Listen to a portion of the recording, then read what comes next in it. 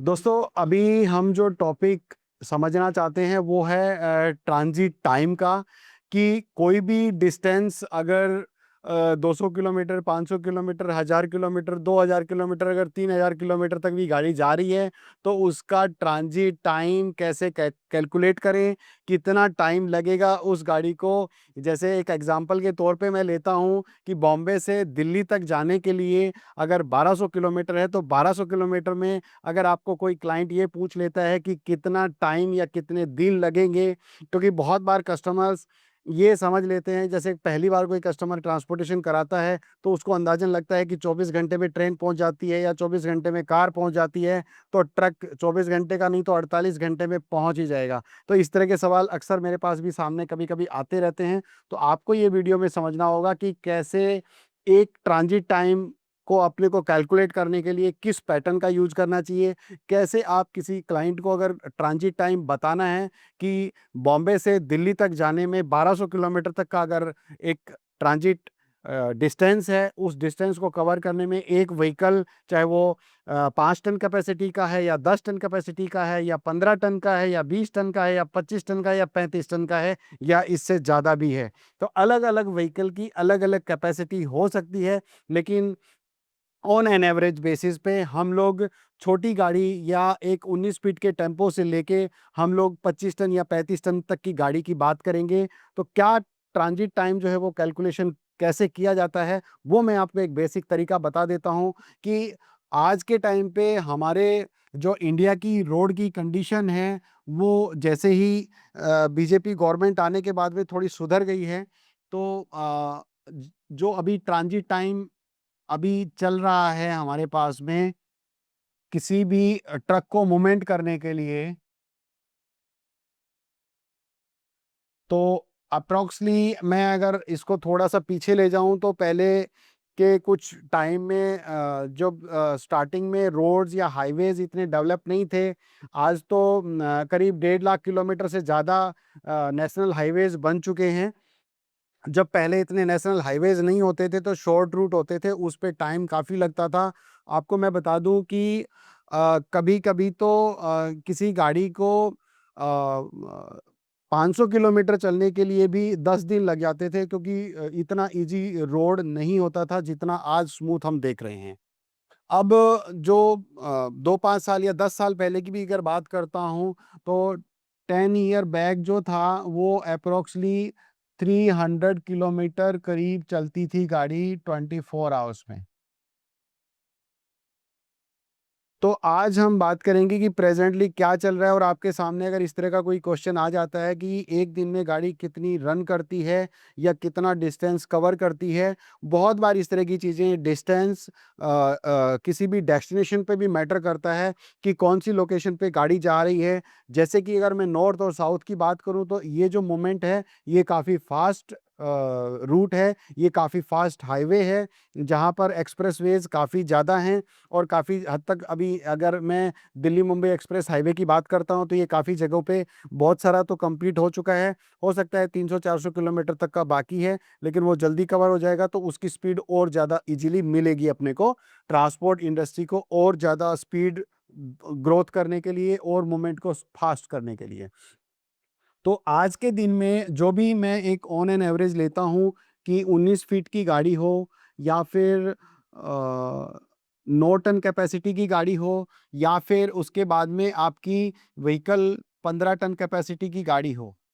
तो 9 टन से लेके 15 टन तक की जो गाड़ियां हैं वो उनकी जो स्पीड चलती है वो 80-90 की स्पीड पे चलते हैं। और ऑन एन एवरेज देखते जाते हैं तो अप्रोक्सली 50-60 किलोमीटर की उनकी घंटे की स्पीड आती है। बीच में जो ड्राइवर है वो थोड़ा बहुत रेस्ट भी करते हैं। ऐसा नहीं होता है कि भाई किसी भी टाइम वो 24 घंटे पर आपने गाड़ी छोड़ दी है या कंपनी से आपने रिलीज कर दी है तो वो कंटिन्यूसली चलता ही रहेगा। ड्राइवर है वो भी एक इंसान है और वो गाड़ी को चलाता है, उसको भी खाने पीने की, रुकने की, सोने की ज़रूरत होती है, उसकी बेसिक ज़रूरतें होती हैं। तो वो कंप्लीट करके ही वो गाड़ी को चलाता है, वो उसका प्रोफेशन है, वो उसका एक टाइम है कि किस टाइम पे वो चलाएगा, किस टाइम पे रुकेगा, तो ये ड्राइवर ही डिसाइड करता है कि उसको कितना घंटे चलाना है और कितना घंटे नहीं चलाना है। हम लोग ऐसा अज्यूम करते हैं कि वो 24 घंटे चलता ही रहेगा, बट ऐसा नहीं होता है। तो ऑन एन एवरेज अगर हम बात करते हैं, तो इस तरह की जो गाड़ियाँ 9 टन सेगमेंट से लेके 15 टन सेगमेंट तक की गाड़ियाँ हैं, वो एप्रोक्सली 350 किलोमीटर से 400 किलोमीटर जो है, वो 24 आवर्स में कवर करती हैं। तो ये आप नोट करके रख सकते हैं। ये एक बेसिक कैलकुलेशन है कि 350 से 400 किलोमीटर 24 आवर्स में कोई भी गाड़ी इतना जो डिस्टेंस है वो कवर करेगी। तो अगर हमने एक एग्जांपल लिया कि मुंबई से दिल्ली का जो कोई कंसाइनमेंट है, वो करीब 1200 किलोमीटर है, और 1200 किलोमीटर को ट्रैवल करने के लिए अगर हम इसकी स्पीड को यहाँ पर काउंट कर लेते हैं 400 किलोमीटर, तो डेफिनेटली ये 3 डेज और यू कैन से कि ये 72 आवर्स में ये जो ट्रांजिट टाइम है मुंबई टू दिल्ली का, ये कवर हो सकता है। फिर भी अगर आपको कभी ऐसा लगता है कि गाड़ी नो एंट्री से निकलने में टाइम लगेगा या मुंबई से बाहर निकलने में उसको समय लगेगा, तो आप इसका दिन की शुरुआत अगले दिन कर सकते हैं। तो यहाँ पे ट्रांजिट टाइम को 3 डेज से कैलकुलेट करके आप इसको 4 डेज पे भी कन्वर्ट कर सकते हो कि एक दिन का आप ग्रेस पीरियड कस्टमर को बता सकते हो, जिससे कि आपका कोई किसी भी टाइप का जो कमिटमेंट है वो फेल नहीं होगा। अगर आप पहले ही कस्टमर को 2 दिन का टाइम दे दोगे तो आप फेल हो जाओगे, जिससे कि आपका जो ट्रस्ट है कस्टमर के साथ में वो टूट जाएगा। अब रही बात इससे ऊपर की जो गाड़ियाँ हैं, जैसे कि अगर मैं नेक्स्ट सेगमेंट अगर लेता हूँ, करीब 20 फीट से लेके और करीब 32 फीट तक की जो गाड़ियाँ हैं, वो लॉन्ग चेसिस होती हैं, और लॉन्ग चेसिस होने के बाद में उनका इतना जो डिस्टेंस कवर करना चाहिए, उतना डिस्टेंस वो कवर नहीं कर पाती हैं। उससे स्पीड थोड़ी कम हो जाती है, लोड कैपेसिटी बढ़ जाती है। अब मैं लोड कैपेसिटी की बात करता हूँ, तो 16 टन से लेके और ऊपर से 35 टन तक की जो गाड़ियाँ हैं, उनका जो स्पीड लेवल है वो उतना ज़्यादा नहीं मिलता है। उनको काफ़ी चीज़ें सँभाल के चलनी होती हैं, गाड़ी में लोड ज़्यादा होता है, तो उसकी स्पीड जैसे ये चलती है वैसे नहीं चल पाती है। तो ऐसी कंडीशन की गाड़ी आप 300 किलोमीटर या 350 किलोमीटर मैक्सिमम आप 24 आवर्स में इसका कैलकुलेशन ले सकते हो, कि जिससे कि गाड़ी ये स्पीड पे चलेगी तो आपको वो सेफली डिलीवरी कर पाएगी। अगर आप इसको बहुत ज़्यादा प्रेशराइज़ करते हैं, या ड्राइवर भी अपने आप को कभी बहुत ज़्यादा प्रेशर करता है, या उसको पर्सनल कुछ काम होता है, या कोई कोई उसको बहुत ज़्यादा अर्ली पहुंचना है कोई पर्सनल काम के चलते, तो वो गाड़ी बहुत ज़्यादा फास्ट भगाता है, जो उसकी कैपेसिटी से ज़्यादा, तो वो गाड़ी एक्सीडेंट होने के चांसेस है, और किसी टाइप का इस तरह का लॉस वो फाइनली ट्रांसपोर्टर को या कस्टमर को भुगतना पड़ता है। तो अगर मैं इस तरह की बात करूँ, और यही सेम गाड़ी जो मुंबई टू अगर दिल्ली की बात करते हैं,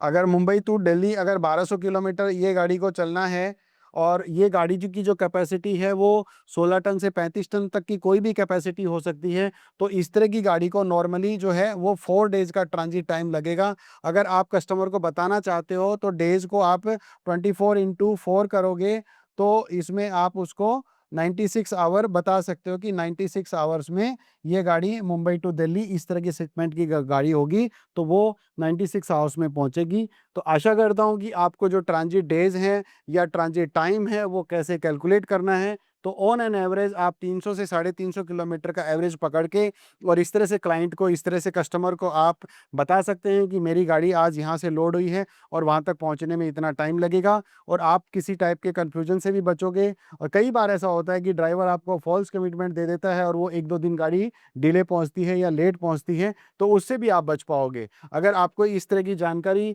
और समझना चाहते हैं, तो आप मेरे को कमेंट बॉक्स में ज़रूर बताना कि और किस नए टॉपिक पे आप नई वीडियो देखना चाहते हो, ट्रांसपोर्ट रिलेटेड, ट्रांसपोर्ट की स्किल डेवलप करने से रिलेटेड। थैंक यू फ्रेंड्स, जय हिंद।